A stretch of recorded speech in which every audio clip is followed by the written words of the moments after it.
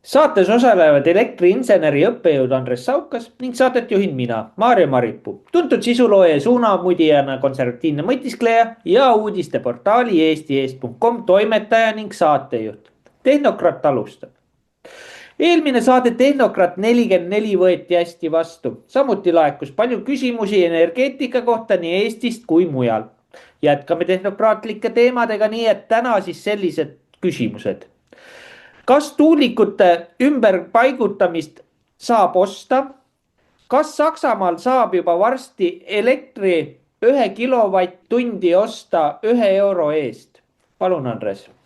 Tervist, mõistust, tarkust ja nii edasi. Ja soovitan mõelda, et kuidas seda mõistust saada või olla. Siin kõrval näete on Mendelejevi 3 ainsus ja Jaanjärviku 3 ainsus, et parem vasak või keskel, käsi parem õlg, vasak õlg. Ja näete universumi ainuvälja, neid saateid ka vaadake, see aitab teil asjadest, maailma asjadest samuti aru saada.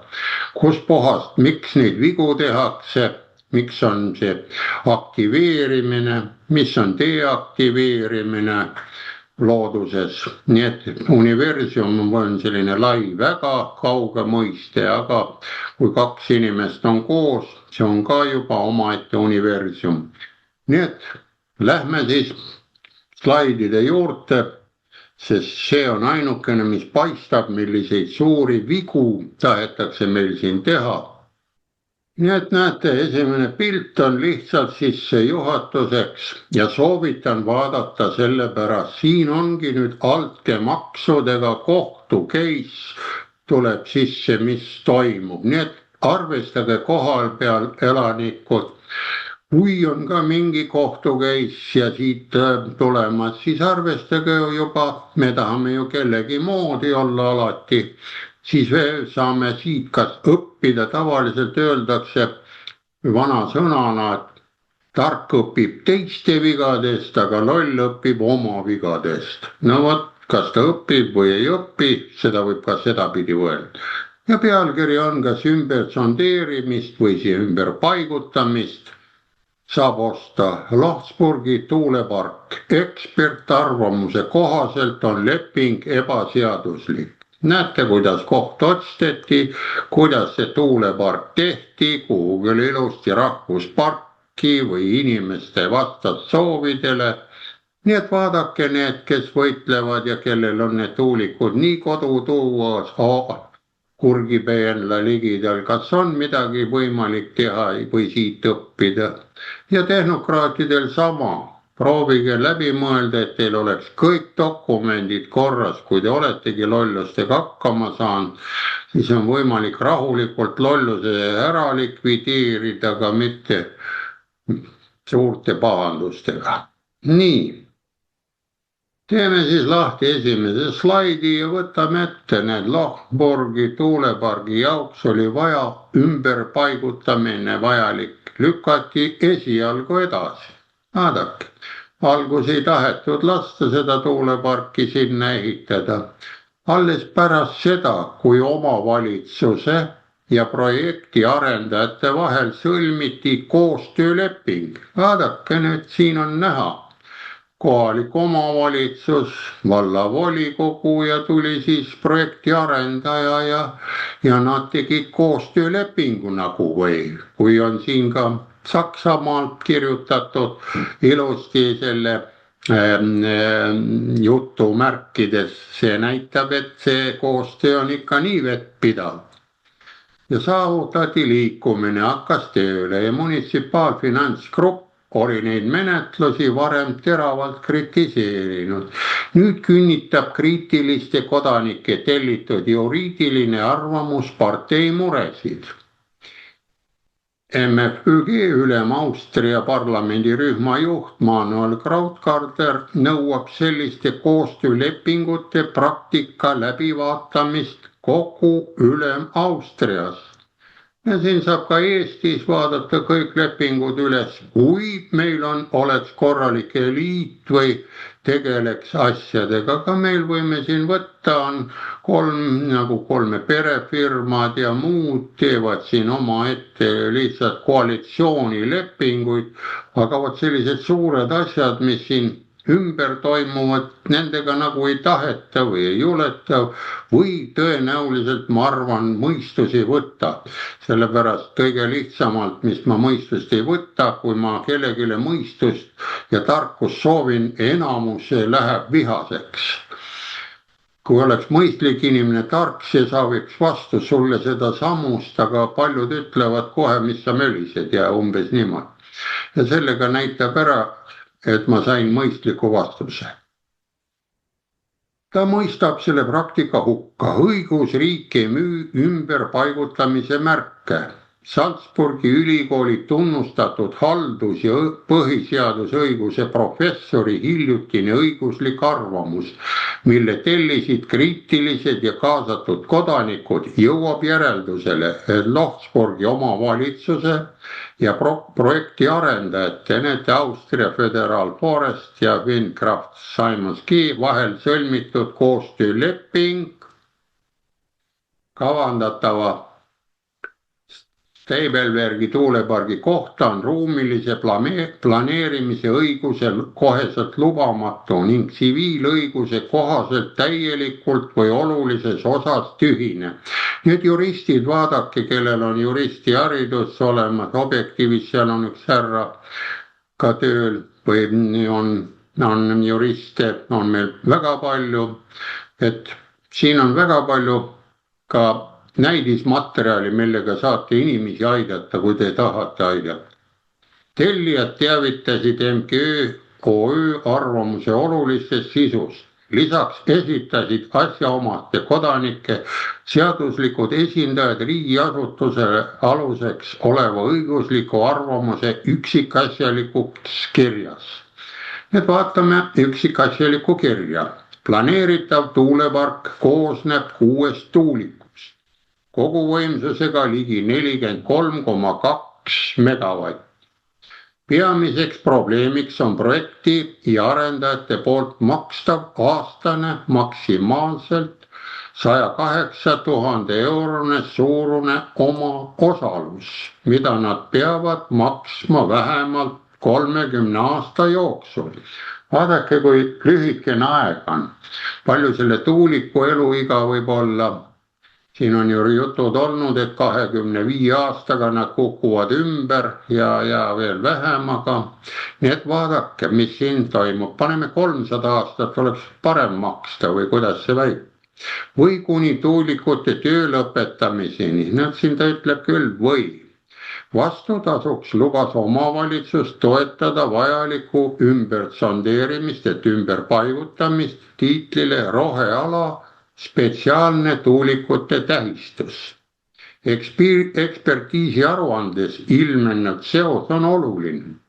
Pärast ümberplaneerimist esialgset tagasilükkamist selgus menetluse algatamiseks vajalik häälteenamus tuli alles pärast koostöölepingu, mis võeti vastu samal koosolekul vastuvõtmist. Vaadake, kui lihtne on kohaliku omavalitsusse. Küsitakse, millal sul see paber tuli. No ta tuli homme meile või see tuli eile meile, aga tahab juba üleeilset allkirja. Siin need sõnastused kõik sobivad. Ja millal sul seda asja vaja oli? Eile oli mul seda juba vaja. Näete, siin on olemas. Praegused õiguslikud hinnangud kinnitavad nüüd, et need mured olid algusest peale õigustatud. Need, kes hakkasid küsitlema, nii nagu kohalik rahvas ka oma koosolekutel, et näidake neid lepinguid, ei, need on konfidentsiaalsed, need on ikka tellitud. Aga kuidas saab olla kohalik omavalitsus konfidentsiaalne? Ta ei ole äriettevõte, ta on rahva poolt valitud inimrühm, või ütleme niimoodi. Ta peab ju oma rahva ees ja küsimustele vastama, aga meil on nad muutunud juba eraettevõteteks või bürokraatideks, sealt ei saa halli lõhnagi või haisugi, ütlen ka. Ja näete siin samamoodi Austrias.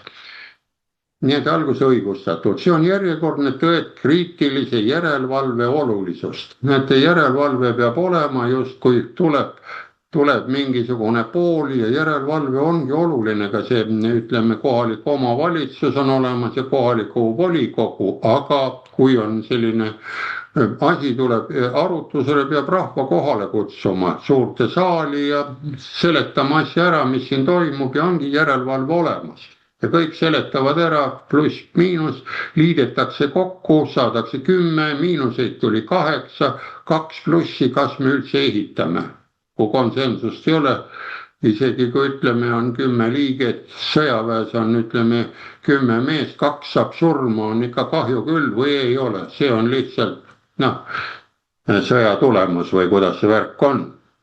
Aga emale, kellele tuleb surmakuulutus, on ta väga suur õnnetus või kuidas teie arvate? Ma ei oska teile ette öelda. Nii, lähme järgmise paberi peale. Ja näete, Manuel Kratkarder, Liidumaa parlamendi liige, nii nagu Europarlamendis meil on ka olemas ja Ülem-Austria parlamendi rühma esimees teatas, tema on üksinda. Kui ümberpaigutamine saab häälte enamuse ainult seetõttu, et samaaegselt sõlmitakse leping maksete ja turundusmeetmete või muu kohustuste kohta, siis ei ole see õiglane ja läbipaistev ruumilise planeerimise protseduur. Vahemärkusega vaadake, kui meil poliitikud saavad valitud või valitakse, siis nemad kõik räägivad läbipaistvusest. Aga kui jõuavad üles sinna Toompeale, siis see läbipaistvus kaob ära kuhugile. Sõnades enam nad ei tuleta meelde ka, et oleks vaja läbipaistvalt teha, mida me rääkisime. Unustatakse kohe ja näete, ega see on üleüldine, ütleme, tõvi või uus Covidi variant, ma ütleks, Covid-19 lõppes ära, see epideemia, aga see valetamise epideemia on hullem. See on ohtlik tehing elanikkonna arvelt. Liidumaa valitsus peab sellega tegelema. Õiguskindlus, võrdsusseadus ees ja omandikaitse ei ole läbiräägitavad. Näete, meil on, kui võtame ikka omandi ära ja maja minema, olgu see Nursipalu, ükskõik mis palukoht. Asi paigas. Tasub rõhutada, et selle raporti algatasid pühendunud kodanikud. See on näide Ülem-Austria elanikkonna vastupidavusest. Ja ka MFG tekkis just sellise liikumise tulemusel. Näete, see on nüüd erakonna liikmeline. Võib-olla siin saab ka võrdusmärgi võtta, et liikumine hakkas plaan B ma siin Eestis, et plaan B võiks kõik ühendada kokku, aga nad vaatavad kindlasti need suuremad, et see plaan B tuleb oma mõtetega lihtsalt ja nii edasi, ajama oma jura edasi. Eliidivärk ja nii edasi, nii edasi. No see on minu vahepõige jälle mõte, et ei taha koostööd teha, ma tean, kui on see tehnokraatlik olem, siis ei tule midagi välja. Selline järelevalve olulisust näitab ka endise Linzi linnapea Klaus Lugeri juhtum. 2024. aasta augustis esitas MFG Linzi prokuratuurile aruande. Prokuratuur leidis esialgseid kahtlustusi avaliku sektori vahendite väärkasutamises ja algatas vastavad uurimised. Näete, prokuratuur, mis meil teeb, kui lähed juukseid lõikama või kohviveski on, siis prokuratuur hakkab tööle, aga suured asjad, see näitab, et nad ei saa asjadesse aru vist, kui on suured summad, kui läheb miljoni peale midagi, see ei osata lugeda, sest nulle on nii palju, aga kui on mingisugune 10-eurone või eurone juukselõikus, 1 eurost on hea lugeda, ma oskan ka.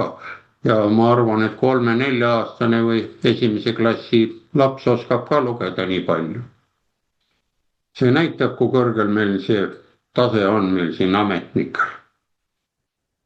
Need uurimised on nüüdseks lõpule viidud ja Lugeri kohtuprotsessi kuupäev on juba määratud.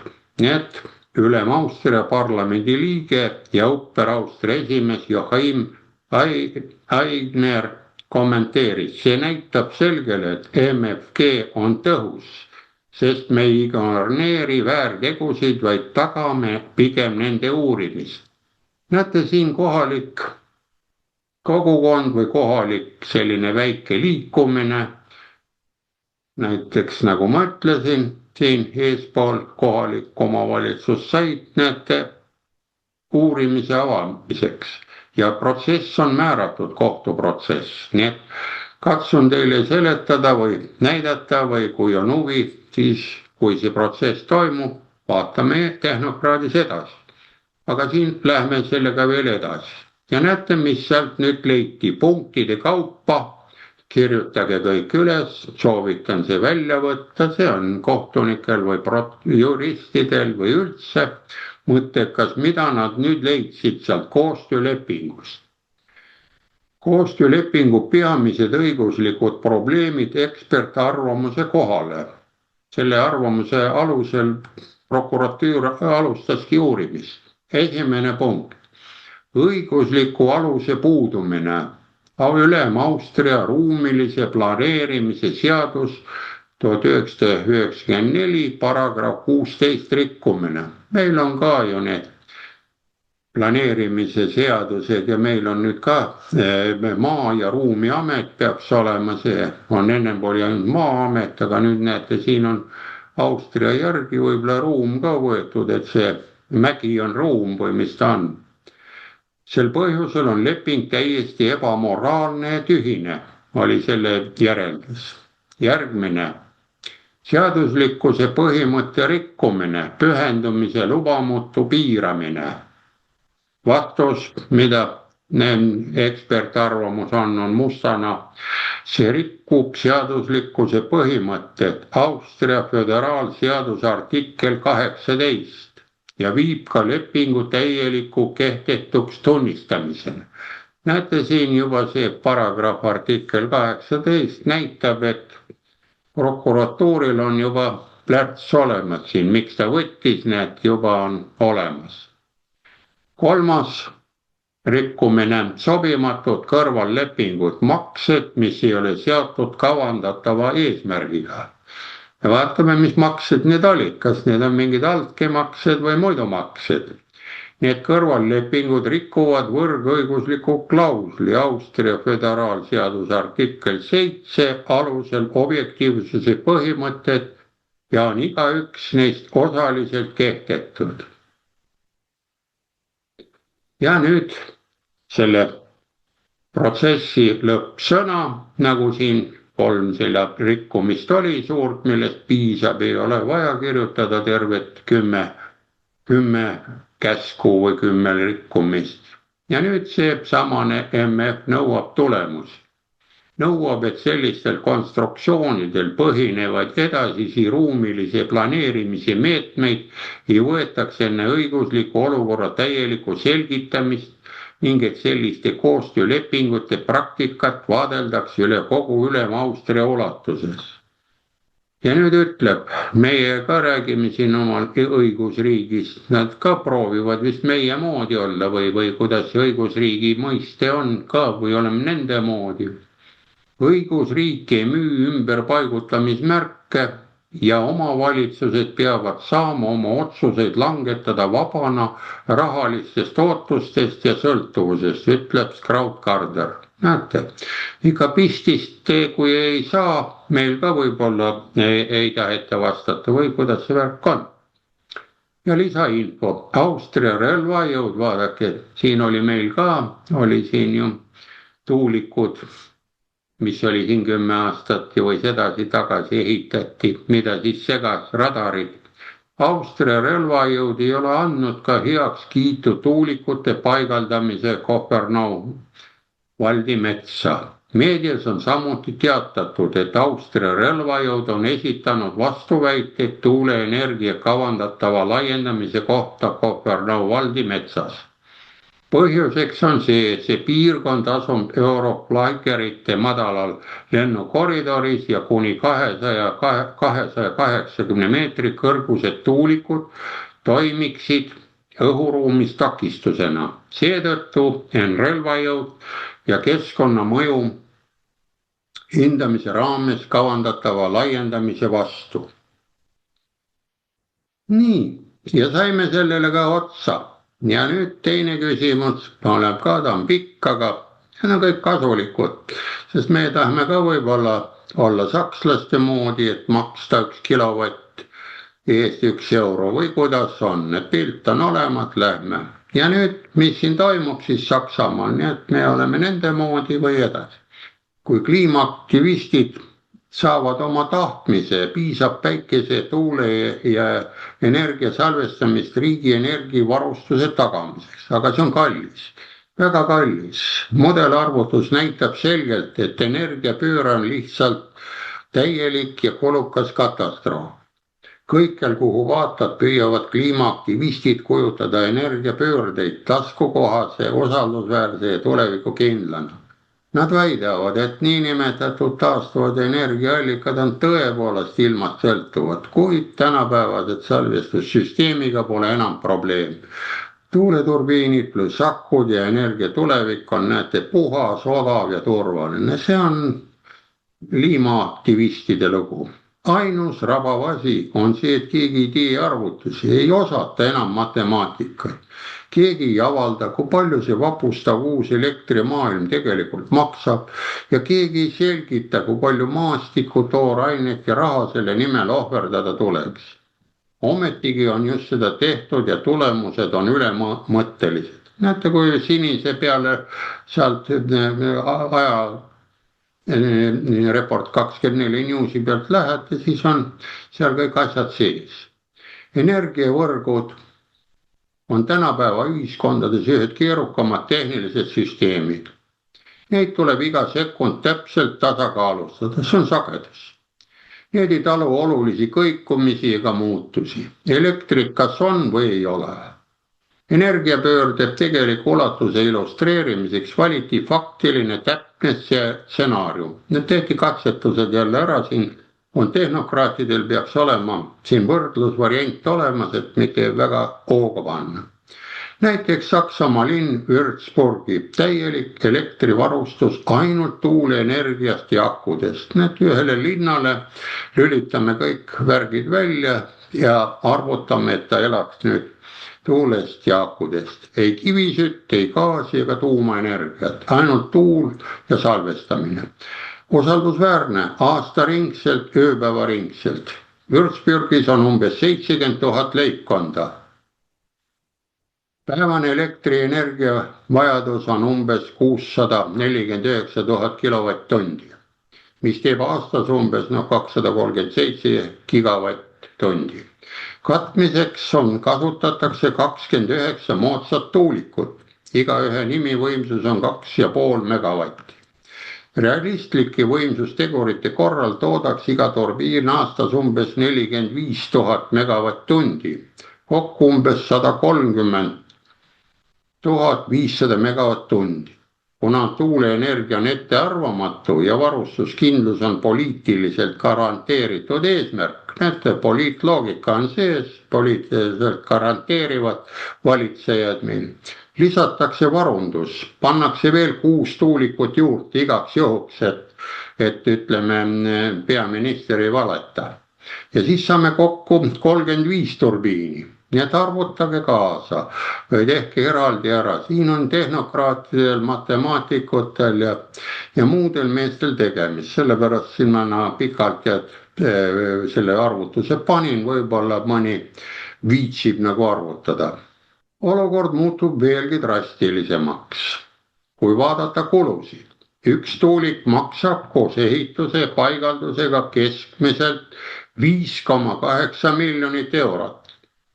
35 turbiini puhul teeb see kokku üle 200 miljoni euro. Ja see summa ei hõlma isegi hooldus ega üldisi käituskulusid, mis pärast tuleks teha. Tegelik kuluallikas on salvestussüsteem. Vaadake need patareid, need konteinerid, mis tõstetakse laeva pealt ja tuuaks. Oi, me saime, nüüd on siin terve suur ala ja malune neid täis. liitiumakusüsteemide hind on praegu umbes 300 eurot kilovatt-tund võimsuse kohta ja 4,6 gigavatt-tunni puhul on see umbes 1,21 miljardit eurot. Koos väikese, sageli tähelepanuta jäetud detailiga. No vaadake nüüd, jätke meelde see, et need salvestussüsteemid tuleb umbes 10 aasta pärast täielikult välja vahetada. Akud töötavad 10 aastat, autodel on ka umbes 10-aastane, siis te talvel põristate mitu korda käima ei saa. Ja võtke siis juurde tuulik, mis on 20-25 aastat ja vaata, kui hästi me elame tulevikus ja planeerime 50 aastast energiat ette, kui 2 korda varem jäävad asjad seisma. Näete, siin on hea arvutustabel, selle võite välja võtta ja vestelda, kui peete nõu ja säägite. See on ühe linna, Saksa linna, kus oli 70 000 perekonda ehk 70 000 korterit pluss seal juures. Nii. Ja näete, kui realistlikult arvestada tuuleenergia, energia salvestamise, alajaamade hoolduse, asendustsüklite, rahastamiskulusid, siis Würzburgi projekti maksumus 20 aasta jooksul on ligi 1,43 miljardit eurot. Ühe linna kohta see ei hõlma elektrivõrgu tugevdamist, reservelektrijamu ega suuri tööstustarbijaid. Nii et kortermajad või väiksed sellised 70 000, need siis sellega nagu toidetakse või töötatakse ära. Nii, lähme siis edasi. Ega siis nii lihtsalt see matemaatika ülesanne ei lõppe, kuigi ta ei ole keeruline, siin on 2-kordne ja 3-kordsed numbrid. Saan aru, võib-olla 1-kordseid liita veel osatakse ilma kalkulaatorita, aga kui on juba 2-kordne, siis on liitmine ka juba raskendatud. Nii et kulud toovad elektrienergia tootmise kokku umbes 55 senti kilovatt-tunni kohta. Lõpptarbija jaoks on aga lisakulud, mida energia ülemineku arutelus sageli mugavalt eiratakse. Vaata, meil ka natukene räägitakse, on võrgutasud. Maksud, lõivud, lisatasud ja jaotustasud. Need on nüüd Saksamaal seal. Aga meil on veel see, mis seal 2 tuli, on saartalitused, ise saame olla ja teine oli siis sageduse hoidmine. Näete, siin ei ole sageduse hoidmisest midagi jutt. Seda tasu nad ei ole veel võtnud, aga võib-olla kui nad tahavad meie moodi olla, siis võtavad meilt ka selle võrgu või sageduse hoidmise tasu, aga nad ei saa seda kindlasti võtta. Ma arvan, võib-olla saite aru, mille pärast, sellepärast nad ei ole kunagi Nõukogude Liidu või Venemaaga ühenduses olnud, et need hoidsid tasuta seda sagedust. Nad ei tule sellise mõtte peale, aga kui me ette ütleme neile, siis nad oskavad seda ka küsida. Ja saamegi peaaegu 1 euro, näete, kokkuvõttes on elektrienergia hind umbes 97 senti kilovati kohta, peaaegu 1 euro, 3 korda rohkem kui praegu. Näete, siin saate nüüd teada ja kaupmeeste ja väikeste keskmiste suurusega ettevõtted, kui tuleks juurde ning tööstuse jaoks tähendaks see kohe sulgemist. Kui euro oleks kilovatt, tahad saia teha, ega ahi tööta. Pagaräri, külmutusahel, metallitöötlemistehas, kõik need võiksid selliste hindadega lihtsalt uksed sulgeda. Selle mudeli, näete, see mudel on paras ka siin kasutada ja võtke see välja, saate alati vestelda, kui toon lihtsa näite, kui inimesed, kes siin ikkagi mõtlete, kohaliku omavalitsuse inimesed, võtke see tabel ja arvutus ära, alati saate seal valitsuses olla või olete seal ära, saate seda arvutust kasutada. See on tehtud, näete, korralikult linna kohta. Meil ei ole nii palju linna või on ka 70 leibkonda, korrutage 7 korda 4 või 3, saate mitu inimest, aga tööstust ei ole. Ja selle mudeli laiendamine kogu riigile näitab, et olukorra absurdsust. Saksamaa vajaks ligikaudu 100 000 tuulikut. Arvutage meil välja, mitu tuulikut meil on. mis hõlmaksid üle 3% maismaast. Lisaks oleks vaja umbes 20 miljonit tonni akusid ja neid tuleb 10 aasta tagant, näete. Iga 10 aasta tagant tarbiks Saksamaa mitu protsenti maailma liitiumvarudest süsteemi jõuks, mis jääks ikkagi ebastabiilseks ja see pole isegi maininud mõju tööstuslikule konkurentsile. See stsenaarium on tahtlikult lihtsustatud, nüüd see on kooli 3., 4., 5. klassi lihtne arvutus pluss-miinused, kuid faktiliselt on need tapnud. See illustreerib, mis juhtub, kui poliitilisi lubadusi täidetakse loogilise lõpuni. Vot siin on jälle poliitiline loogika ja visati poliitika eest ära ja tuli loogika lõppu ja vot siis oleme kõhuli maas. Vot see on väga hea, vot ma olen mõtlenud, kuidas seda saab, et loogika ära, see poliitika tuleb eest ära visata. Siis on õige kõik matemaatika. Näed, seda mind siin see ütleb ka, väga tubli matemaatika on selle teinud. Ma arvan, see on mitu meest teinud lõpuni ning energiapööre ei kuku mitte tahte puudumise pärast läbi, vaid reaalsuse tõttu. See ei ole tehniline, vaid ideoloogiline projekt.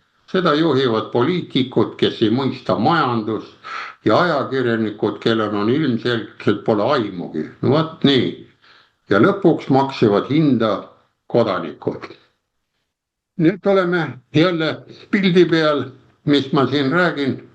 Ütle ka mõni sõna sisse, kas see matemaatika arvutus sobib näidata rahvale ja võtta ka näiteks plaan B-le, see nagu näidis matemaatilise ülesandega jagada rahvale laiali, et need selline Saksa linna kohta on tehtud selline väike arvutus, palju meil on vaja ja küsida vastu, võib-olla siin saatessegi oleks vaja, et mõni teeks näiteks Viljandi kohta või Pärnu kohta, mitu tuulikut sinna Pärnu linna tuleks panna sinna Sopi-Topi Tootsi pargi juurde veel, et me saaks olla üldse ilma maha kantavate põlevkivijaamadega, mida väga paljud kohe ruttu tahavad ära hävitada, kuigi nad panevad veel rahulikult edasi, oma kütus meil on olemas ja ainult on vaja uued põletus- ja soojusvahetid sisse keevitada ja uued teha, tellida Hiinast või kusagil kontrollida või idanaabri käest, küll nad malmi oskavad valada küll. Ja aitäh sulle, Andres. No plaan B osas võin küll öelda, et meie rahvaliikumises on nii-öelda talupoja mõistus on ikkagi ennekõike ja see tähendab ka seda, et tehnokraatlik mõtlemine, et ei saa nii-öelda ideoloogiliste suundade järgi joosta pimesi ja silmaklappides, et see, mis võõrad isandad ette panevad, siis me peame seda kõike saksa täpsusega ära täitma. Aga siinkohal kuulasin sinu ettekannet ja vaatan Saksamaal samad probleemid, et tuulikud varjavad siis ära sõjaväeradareid. Ja Eestis oli ju üks aasta täpselt samamoodi, Harri Raudvere sõnajalgadega võitles tükk aega ja ega jäigi kaotajaks riigi vastu. Aga siis, kui tuli nii-öelda suurkorporatsioonid oma 300 meetriste tuulikutega peale, siis järsku ei seganud enam ühtegi radarit mingi asi, et paneme kõik terve Eesti tuulikuid täis. Et noh, topeltstandardid puhtal kujul. Aga esimeses osas sa rääkisid seda, et kuidas omavalitsused nii-öelda teevad kõik asju, panevad selle konfidentsiaalsuse pitstri peale, kuigi nad on rahva teenrid, et miks nad rahva eest varjavad. Aga kui minna nüüd riigi tasandile, siis riigi tasandil ei ole konfidentsiaalne on veel kõige väiksem asi. Nad löövad ju 75 aastat saladustempli peale, ehk siis teevad sigaduse ära, vaatavad, et asi hakkab hapuks minema ennem seda, kui kohtusse jõuab, lüüakse tempeli peale, põmm ja ongi kõik. Et ja rahval tõmmatakse müts pähe ja kui need nüüd 75 aasta pärast välja tulevad, siis vaatad, oi kurat, siin on niisugused sigadused tehtud, aga noh, siis on juba nii palju aega möödas, et kõigil on ükskõik ja tegijad on osad surnud ja vaevalt keegi enam mäletabki, milles see asi seisnes. et noh, väga kavalalt on tehtud, aga siinkohal ma ise loodan sellele, et kui see konservatiivne pööre tuleb, et, et siis eemaldatakse kiiremas korras need 75-aastased templid sealt, saladustemplid. Ja siis tulevad need kõikide liberaalide sigadused tulevad siin päevavalgele. Ja no siis hakkavad inimesed nii-öelda vastutama ka. Aga noh, eks seda näha ole. Ilmselgelt liberaalid hakkavad hullult vastu ja võivad siin isegi hakata ässitama inimesi üles, et oma nahka päästa. Aga sa rääkisid siin autoakust, et autoakul on ka 10 aastat on see nii-öelda eluiga. Aga mina olen iga 5 aasta tagant autoakut vahetanud, et oligi probleem oli selles, et mitte ta ei töötaks, suvel töötab igasugune aku. Ma arvan, et see 10 aastat ongi siis, kui ei ole talve vahel. Aga meie talv on, kui -20 on juba 5 aastat vana auto on juba võib kökkadi, et ei lähegi noh. Et jah. Nii ta on. Aga siinkohal lähme küsimustega edasi. Kui palju on 2026 aastaks planeeritud Saksamaal rohepöördele raha? Kas ka juba massimeedia hakkab rohepöörde vigadest rääkima? Palun, Andres. Ma arvan ja.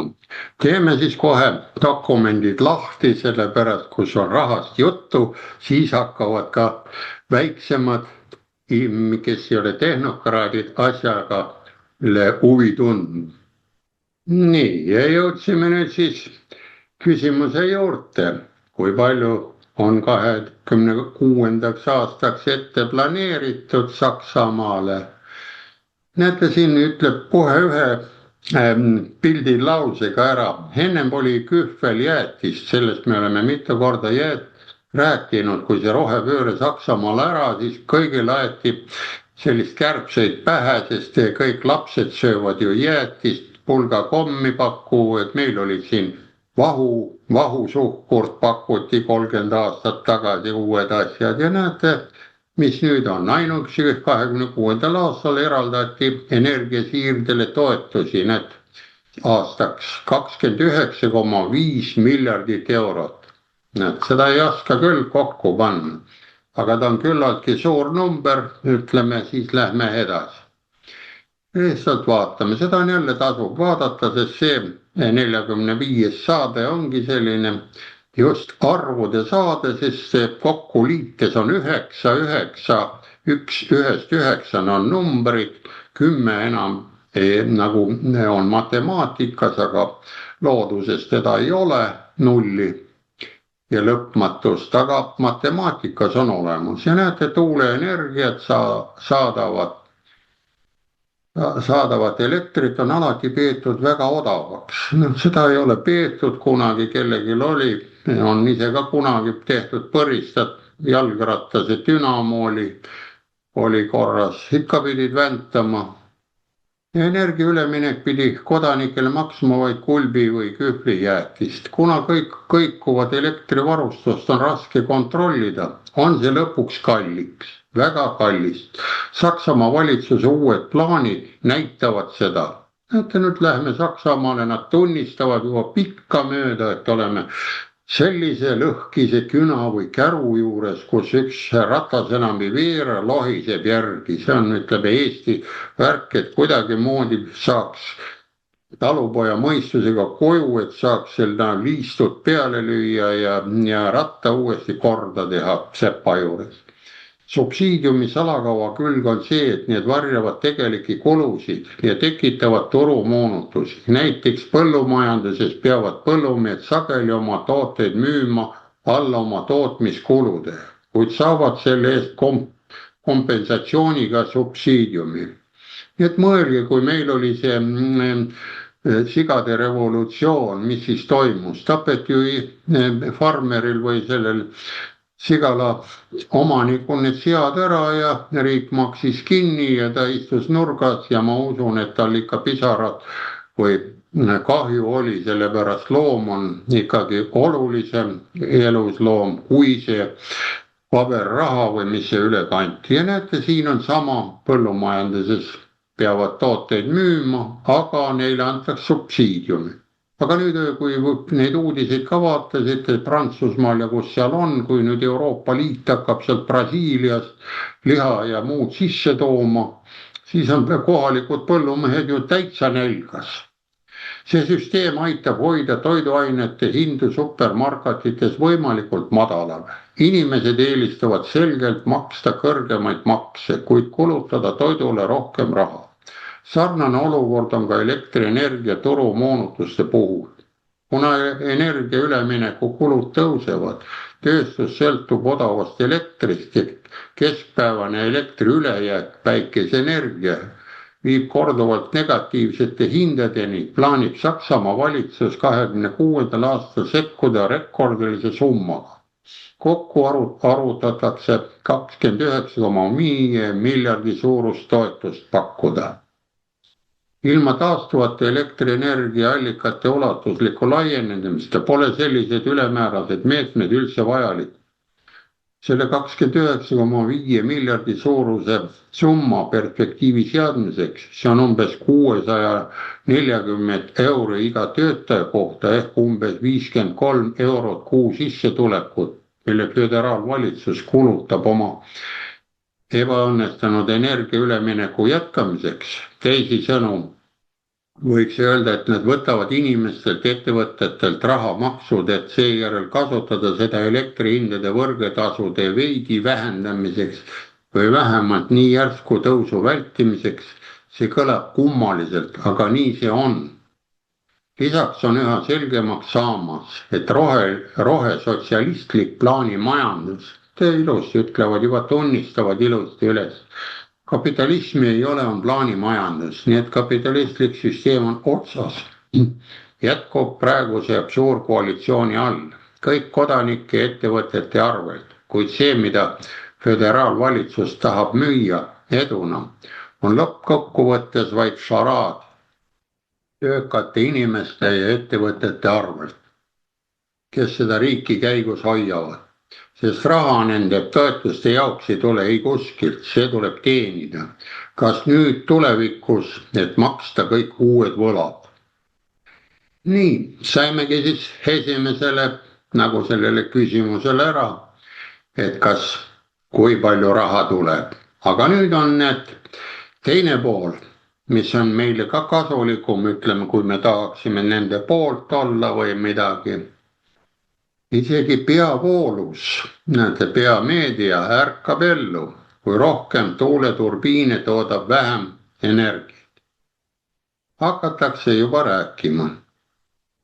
Meie räägime siin päris ammust aega ja Report 24 ka räägib ära, aga näete, nüüd lõpuks hakkab tulema ja kui nüüd gaasimahutid ka tühjaks saavad Saksamaal, siis ei tea, kes pärast süüdi on.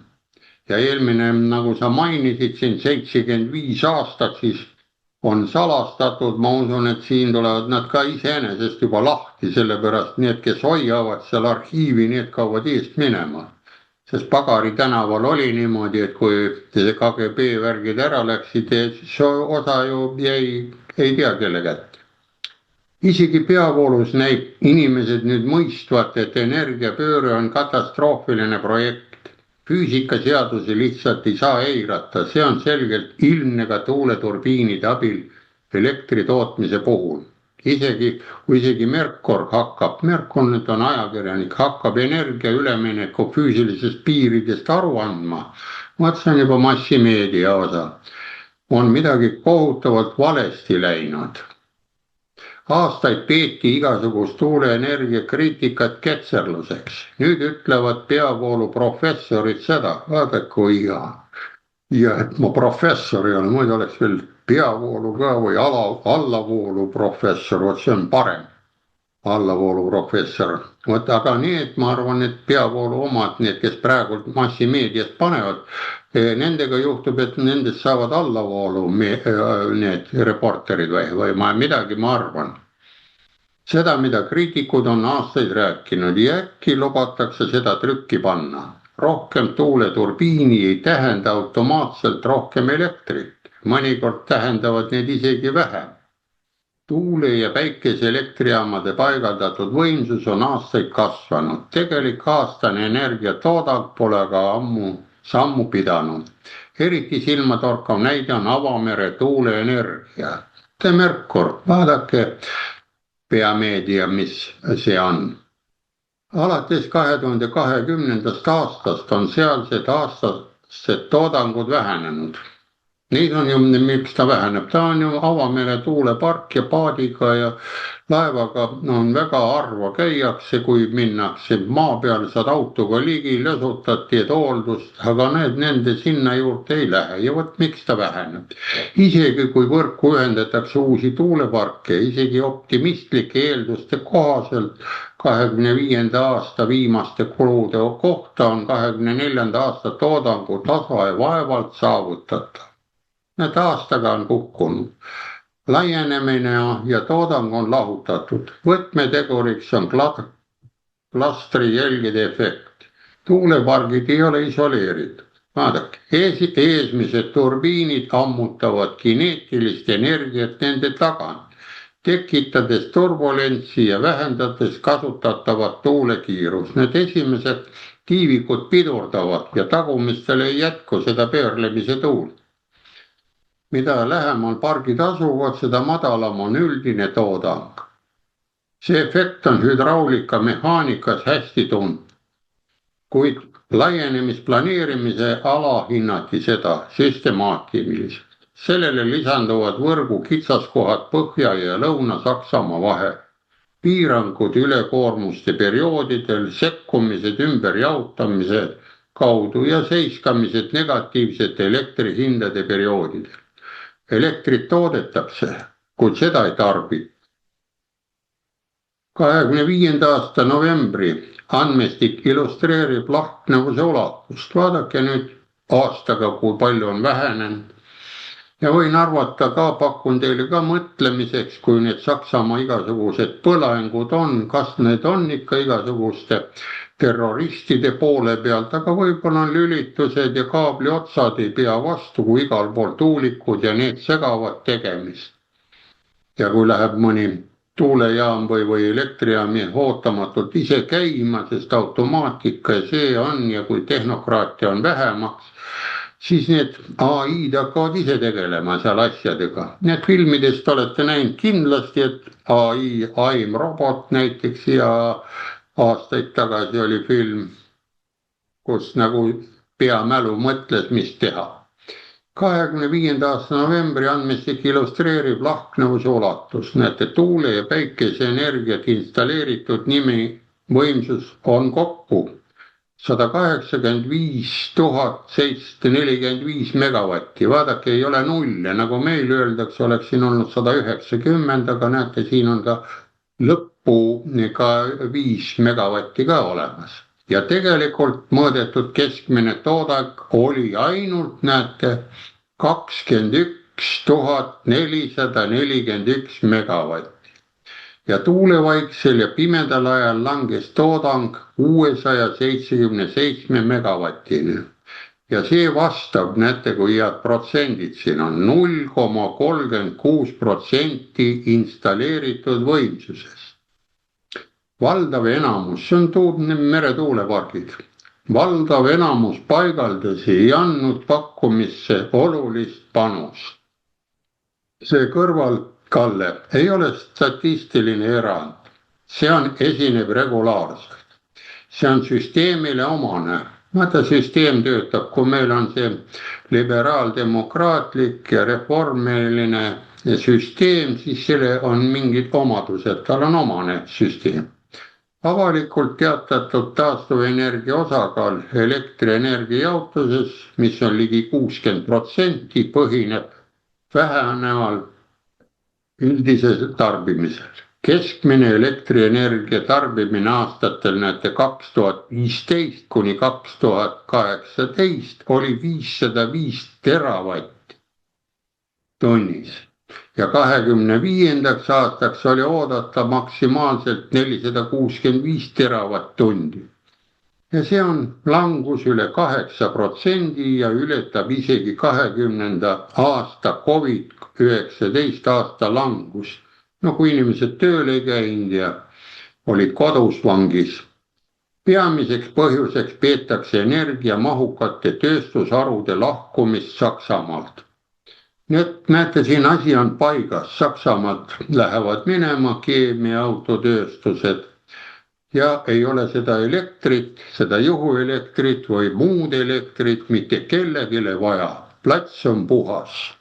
Aga ainukene asi, inimesed ei saa niimoodi ära minna, sest kui näiteks mingi tööstusharu läheb Hiinasse või läheb ta Venemaale või läheb Ameerikasse, ega ta siis ei saa kuidagi töötajaid kaasa võtta, insener, tehniline tehnokraat, minusugune võib-olla 1-2 võetakse, aga kohalik, need õpetatakse välja ja kohalikud hiinlased, ameeriklased saavad tööd. Ja sakslased oma kodus võivad seal leibkondadega istuda nii palju kui tahes. Pimedas või valguses seda ei huvita mingid föderaalvalitsused ega mingid muud ära. Nii et jõudsime siia suurele pildile ja näete ise, mis ma siin tahan öelda, et asjad lahenevad iseenesest praegusel variandil, sest see talv, nagu öeldakse, rohepöördele on ta meil abiks, aitab meil sellest välja tulla, aga talv on veel mitu kuud. Vot see on see kõige hullem variant, et kui nüüd see asi siin kollaps tuleb, vot seda ma ei tahaks küll näha. Siin on saadetes olnud ees, kus on isegi nüüd Chris Weberid, meie reporteri nöödud pimedast ruumist ja külmast toast räägitud, nii et minu poolt oleks tänaseks nagu ühelt poolt, aga kui on sul küsimusi ja arvamust, pane aga tulla. Aitäh sulle, Andres. No mina arvan seda, et kui rahakraanid kinni keeratakse, kaob ka rohepööre ja ka massimeedia jääb täiesti vait. Aga siinkohal meist jääb ikkagi see laga maha, mida me peame veel aastaid ja aastaid veel parandama ja ennast nii-öelda selle kursi nagu suure laeva uuesti tagasi õigesse rööpasse keerama, et no see võtab kindlasti aega. Aga noh, parem kui mitte midagi ja eks seda näitab aeg, kuidas me sellega hakkama saame. Aga siinkohal kõike head ja nägemist. Nägemist.